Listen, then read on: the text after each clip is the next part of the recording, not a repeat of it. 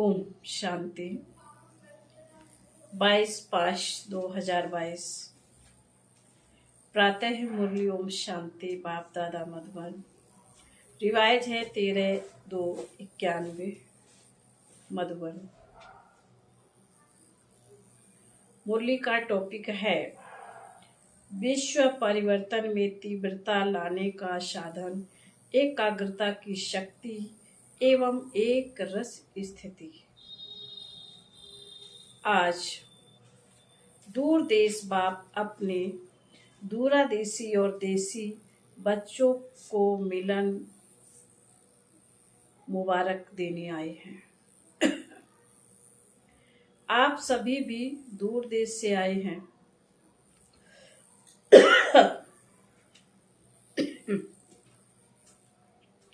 और बाप बच्चों को पदम गुड़ा मुबारक देते हैं। मनाना अर्थात समान बनाना। दुनिया में सिर्फ मनाते हैं, लेकिन बाप मनाते अर्थात बनाते हैं। सभी बच्चे चाहे साकार रूप में सम्मुख हो, चाहे साकार आकार रूप में सम्मुख हो, सब बच्चे विश्व के कोने कोने में बाप के हीरे तुल्य जयंती मना रहे हैं। बाप की हीरे तुल्य जयंती मना रहे हैं।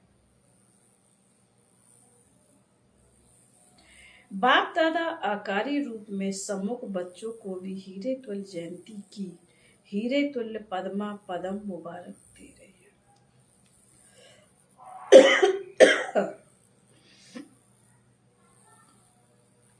इस महान अवतरित होने की जयंती को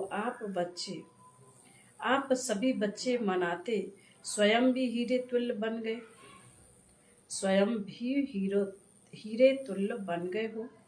इसको कहा जाता है मनाना अर्थात बनाना। हर एक के बच्चे के मस्तक पर पद्मा पदम भाग्यवान बनने का सितारा चमक रहा है। तो मनाते मनाते सदा के लिए भाग्यवान बन गए। ऐसी अलौकिक जयंती सारे कल्प में कोई भी नहीं मनाते हैं। चाहे महान आत्माओं की भी जयंती मनाते हैं, लेकिन वह महान आत्माएं मनाने वालों को महान बनाते नहीं हैं। इस संगम पर ही बाप बच्चे परमात्म जयंती मनाते महान बन जाते हो। श्रेष्ठ से श्रेष्ठ आत्माएं बन जाते हो। ऐसे हीरे तुल्य जीवन बनाते जो जन्म जन्मांतर हीरे और रत्नों से खेलते रहते हैं। आज का याद प्यार दिवस सिर्फ बाप का नहीं है, लेकिन बच्चों का भी बर्थडे है। क्योंकि जब बाप अवतरित होते हैं तो बाप के साथ ब्रह्मा दादा भी परिवर्तित आत्मा अवतरित होते हैं। बाप और दादा दोनों का साथ साथ अवतरित होता है। सिवाय ब्राह्मणों के बाप दादा स्थापना का यज्ञ रच नहीं सकते। इसलिए बाप दादा और ब्राह्मण बच्चे साथ साथ अवतरित होते हैं। तो किसका जन्मदिन कहेंगे, आपका या बाप का? आपका भी है ना, तो आप बाप को मुबारक देते और बाप आपको मुबारक देते हैं। शिव जयंती अर्थात परमात्म जयंती को शिवरात्रि क्यों कहते हैं? सिर्फ शिवरात्रि नहीं कहते, लेकिन महाशिवरात्रि कहते हैं, क्योंकि इस अवतरित दिवस पर शिव बाप ब्रह्मा दादा और ब्राह्मणों ने महान संकल्प का व्रत लिया कि विश्व को पवित्रता के व्रत से महान श्रेष्ठ बनाएंगे। विशेष आदि देव ब्रह्मा अपने निमित्त ब्राह्मण आदि बच्चों के साथ इस महान व्रत लेने के निमित्त बने। तो महान बनने के व्रत लेने का दिव्य दिवस है, इसलिए महाशिवरात्रि कहा जाता है। और आप ब्राह्मण बच्चों ने यह महान व्रत लिया, इसके यादगार स्वरूप में आज तक भी भक्त लोग व्रत रखते हैं। यह महान जयंती प्रतिज्ञा लेने की जयंती है।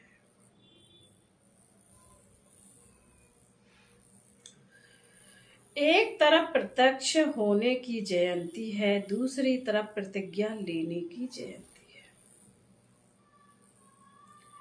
आदि समय में आप सभी को भी निमित्त बने। बाबा ने कहा आदि समय में आप सभी जो भी निमित्त बने, आदि देव के साथ आदि रतन निकले, उन्हों की प्रतिज्ञा का प्रत्यक्ष फल आप सभी प्रत्यक्ष हुए।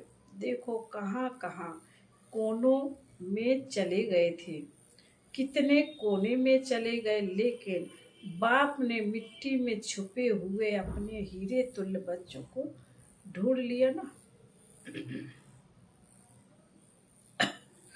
अभी तो विश्व के कोने कोने में आप होलीएस्ट और हाईएस्ट हीरे चमक रहे हो।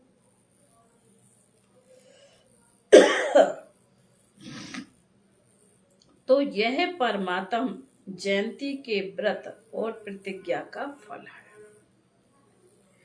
आप सभी अभी भी चारों ओर शिव बाप के झंडे के आगे प्रतिज्ञा लेते हो ना। तो यह अनादि रस्म की प्रतिज्ञा अब तक आप भी करते रहते हो। यह परमात्म जयंती, जिसको शिवरात्रि भी कहते हैं। रात्रि अर्थात अंधकार।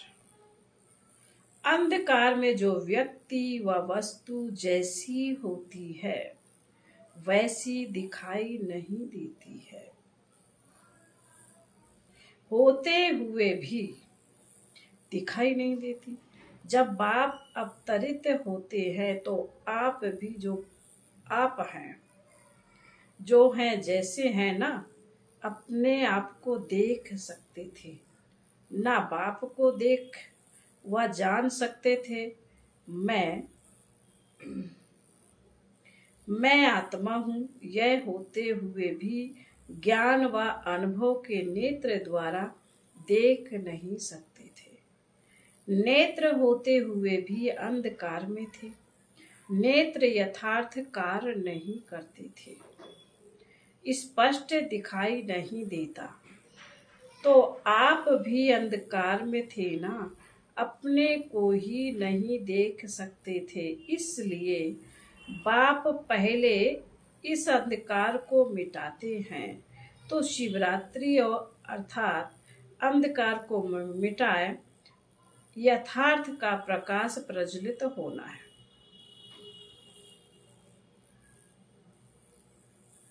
इसलिए शिवरात्रि कहकर मनाते हैं। भक्ति मार्ग की, बाबा कहते भक्ति मार्ग की विधियां भी आपकी यथार्थ विधियों का यादगार है। एक तरफ भक्तों की विधि और दूसरे तरफ है बच्चों की संपूर्ण विधि। दोनों ही देख बाप हर्षित होते हैं। आप लोग भी हर्षित होते हो ना कि हमारे भक्त फॉलो करने में कितने होशियार हैं। लास्ट जन्म तक भी अपनी भक्ति की विधियां निभाते आते हैं। यह सब है बाप और आप बिंदु रूप की कमाल।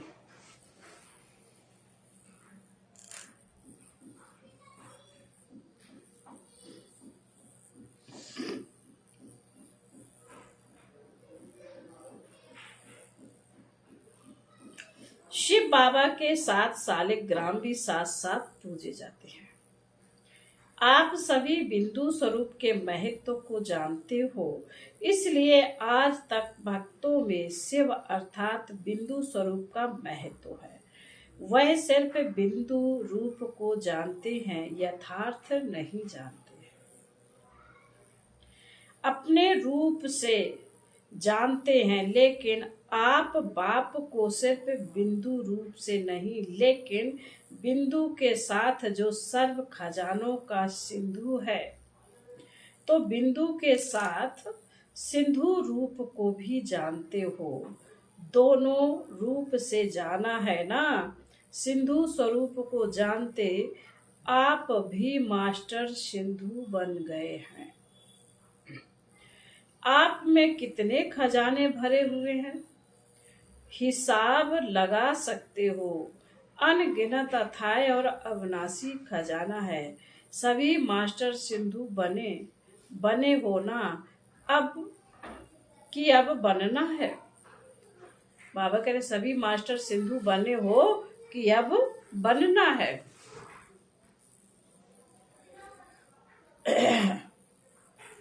तपस्या वर्ष में क्या करेंगे? तपस्या अर्थात जो भी संकल्प करेंगे वह दृढ़ता से। तपस्या अर्थात एकाग्रता और दृढ़ता। योगी जीवन में तो अभी भी हो। आप सब योगी जीवन वाले हो ना, कि 8 घंटा 6 घंटा या कुछ घंटे योग लगाने वाले हो।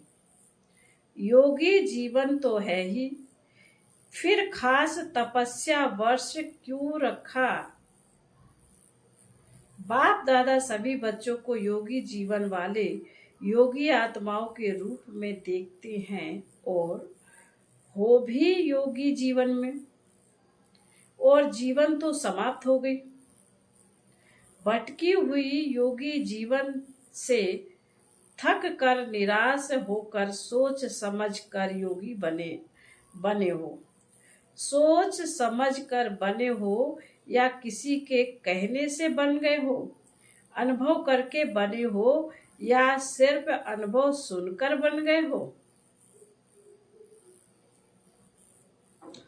अनुभव बनकर बाबा कह रहे अनुभवी बन करके योगी बने हो, या सिर्फ सुना और देखा तो अच्छा लग गया? सिर्फ देख करके सौदा किया या सुनकर सौदा किया? कहाँ किसी के धोखे में तो नहीं आए हो? अच्छी तरह से देख लिया? अभी भी देख लो, कोई जादू तो नहीं लग गया है? तीनों आंखें खोलकर सौदा किया? क्योंकि बुद्धि भी आंख है, और यह 2 आंखें और बुद्धि की आंख तीनों खोलकर सौदा किया है। सभी पक्के हैं। सभी बच्चे मीठी मीठी रूह रिहान करते हैं। कहते हैं बाबा है तो आपके ही, बाबा है तो आपके ही, और कहाँ तो जाएंगे ही नहीं। और ज्ञानी योगी जीवन भी बहुत अच्छी लगती है।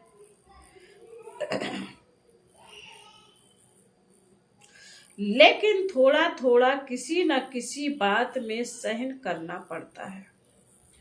उस समय मन और बुद्धि हलचल में आ जाती है। यह कब तक होगा, कैसे होगा?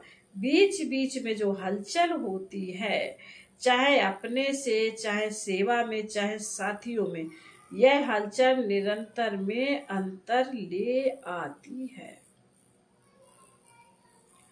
तो सहन शक्ति की परसेंटेज थोड़ी कम हो जाती है। लेकिन पक्के को भी कभी कभी ये बातें हिला देती हैं। तो तपस्या वर्ष अर्थात सर्व गुणों में, सर्व शक्तियों में, सर्व संबंधों में, सर्व स्वभाव संस्कार में 100% पास होना। अभी पास हो लेकिन फुल पास नहीं। एक है पास, दूसरा है फुल पास और तीसरा है पास विद ऑनर। तो तपस्या वर्ष में अगर पास विद ऑनर थोड़े बने तो फुल पास तो सब बन सकते हैं।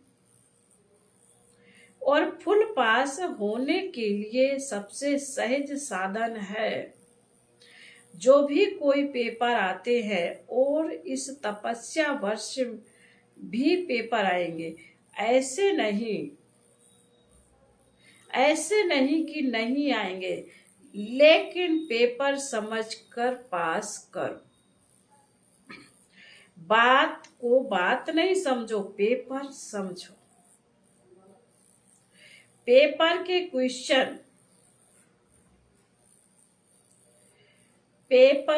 क्वेश्चन के विस्तार में नहीं जाते। यह क्यों आया, कैसे आया, किसने किया, पास होने का सोचकर पेपर को पार करते हैं, तो पेपर समझकर पास करो। यह क्या हो गया, ऐसा होता है क्या, या अपनी कमजोरी में भी यह नहीं सोचो कि यह तो होता ही है। अपने लिए सोचते हो यह तो होता ही है, इतना तो होगा ही। दूसरों के लिए सोचते हो यह क्यों किया, क्या किया। इन सब बातों को पेपर समझकर फुल पास होने का लक्ष्य रख करके पास करो। बाबा कहते हैं पास होना है, पास करना है और पास के बाप के पास रहना है, तो फुल पास हो जाएंगे। अच्छा, फिर बाबा कहते हैं अभी मेजॉरिटी रिजल्ट में देखा जाता है, कई बातों में तो अच्छी तरह से पास हो गए हैं। सिर्फ है अपने पुराने स्वभाव और संस्कार जो कभी कभी नए जीवन में इमर्ज हो जाते हैं। बाबा कह रहे अपने पुराने संस्कार जो कभी कभी जीवन में इमर्ज हो जाते हैं। अपने व दूसरों के स्वभाव संस्कार भी टक्कर खाते हैं। अपना कमजोर संस्कार दूसरे के संस्कार से टक्कर खाता है। यह कमजोरी अभी विशेष लक्ष्य को पहुंचने में विघ्न डालती है। फुल पास के बजाय पास मार्क दिला देती है। ना अपने स्वभाव संस्कार को, संकल्प को व कर्म में लाओ, ना दूसरों के स्वभाव व संस्कार के से टक्कर खाओ। दोनों में सहन शक्ति और समाने की शक्ति की आवश्यकता है। यह फुल पास अलबेलापन कहाँ आलस आ जाता है। बाबा कहते हैं फुल पास के समीप लाने नहीं देती, और यही कारण है जो कहाँ अलबेलापन, कहाँ आलस्य आ जाता है। तपस्या वर्ष में मन बुद्धि को एकाग्र करो।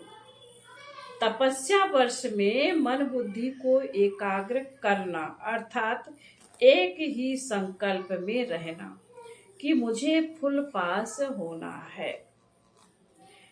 अगर मन बुद्धि जरा भी विचलित हो तो दृढ़ता से फिर से उनको एकाग्र करो। करना ही है, होना ही है।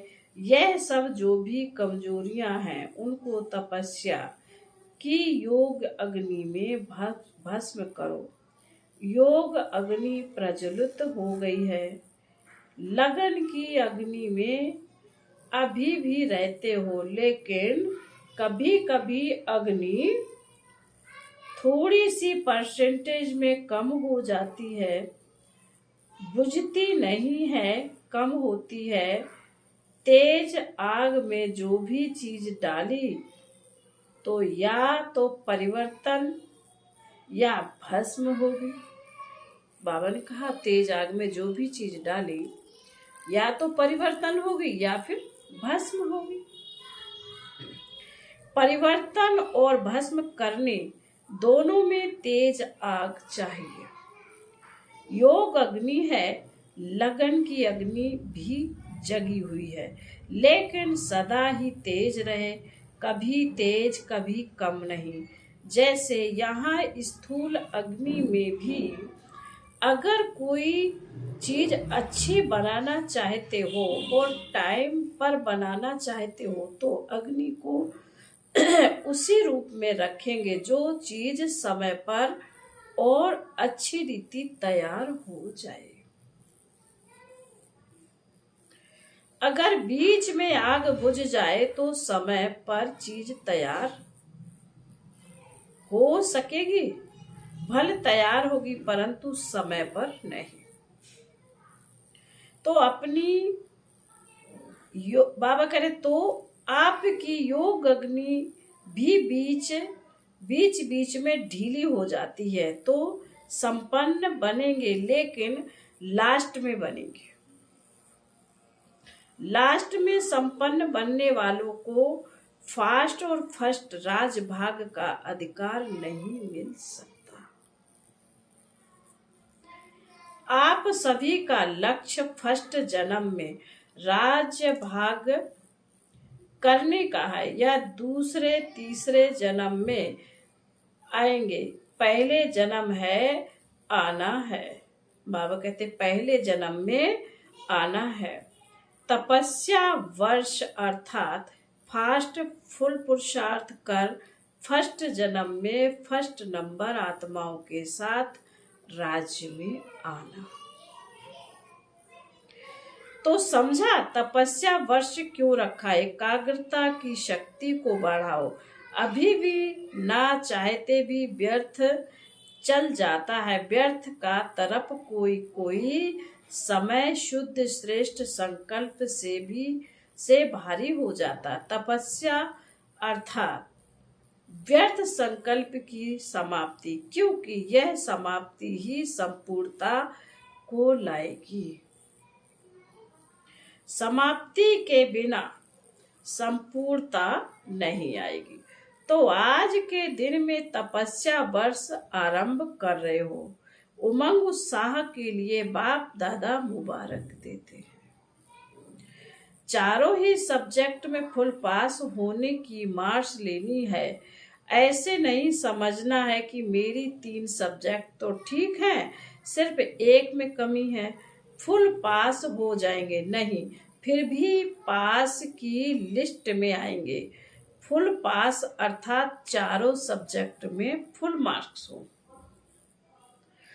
सदा हर आत्मा के प्रति कल्याण की भावना, चाहे वह आपकी स्थिति को हिलाने की भी कोशिश करें, लेकिन अकल्याण करने वाले के ऊपर भी कल्याण की भावना, कल्याण की दृष्टि, कल्याण की वृत्ति, कल्याण कृति, इसको कहा जाता है कल्याणकारी आत्मा।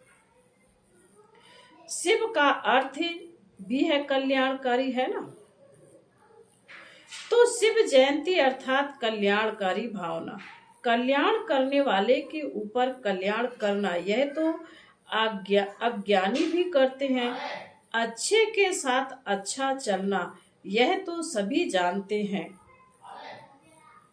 लेकिन अकल्याण के वृत्ति वाले को अपने अकल्याण की वृत्ति से परिवर्तन करो या क्षमा करो।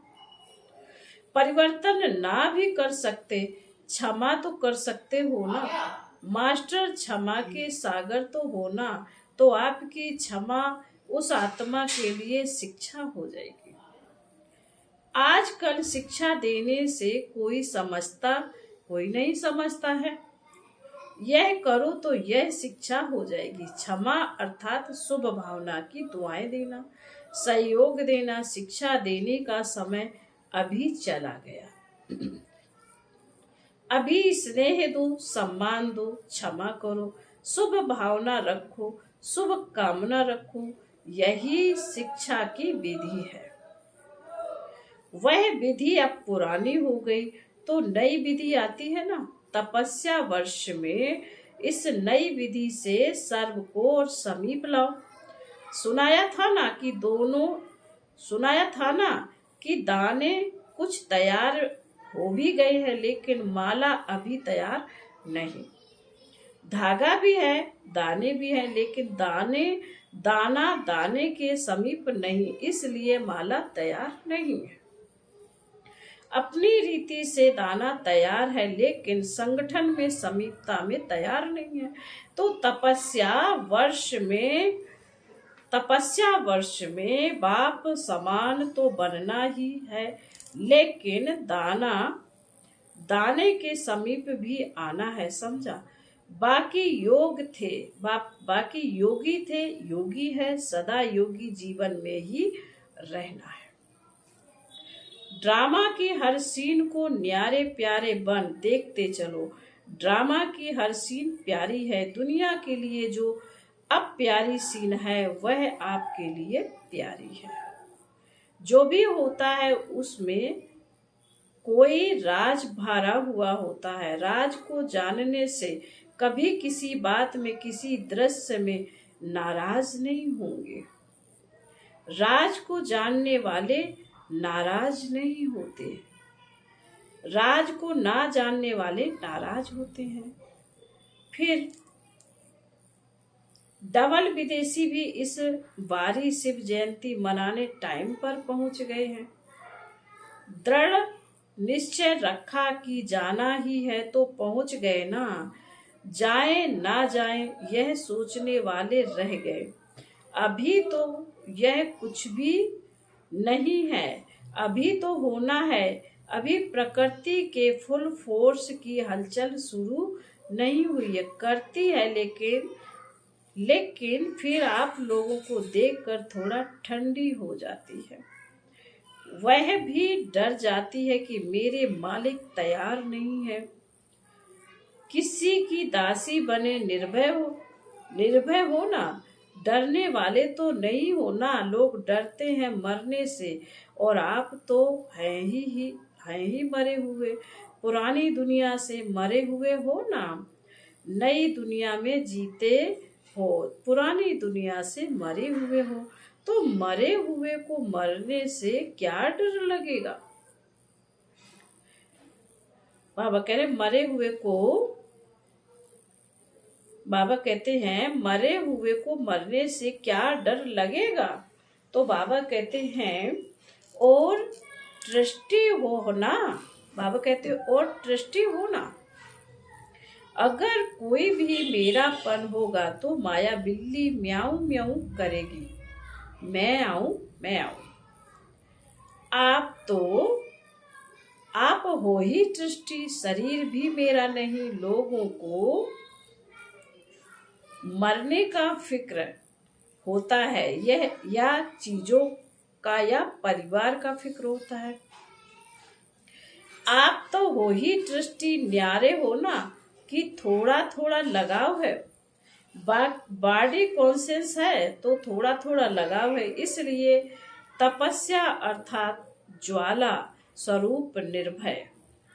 अच्छा, दोनों मुरब्बी दादियां सुन रही हैं, देख रही हैं। कुछ नवीनता देखनी चाहिए ना। बाप दादा ने पहले भी सुनाया कि एक है बाड़ी की सेवा, दूसरी है फरिश्ता मूरत और शक्तिशाली स्नेहमयी दृष्टि की सेवा। कुछ समय इन्हों को यह सेवा का पार्ट मिला हुआ है। आदि से बाड़ी और कर्म की सेवा तो करती ही रही हैं। इस विधि की सेवा का यह भी ड्रामा है। अंत में यही सेवा रह जाएगी। यह पार्ट थोड़े समय के लिए इन्हों को मिला है। फिर भी मुरब्बी बच्चे हैं ना, इन्हों के हिसाब किताब चुकतू होने में भी सेवा है, निमित्त हिसाब है, लेकिन राज सेवा का है। बेहद के खेल में यह भी एक वंडरफुल खेल है। दोनों का पार्ट भी नवीनता है। यह जल्दी जल्दी हिसाब किताब चुकतू कर संपन्नता और संपूर्णता के समीप जा रही है।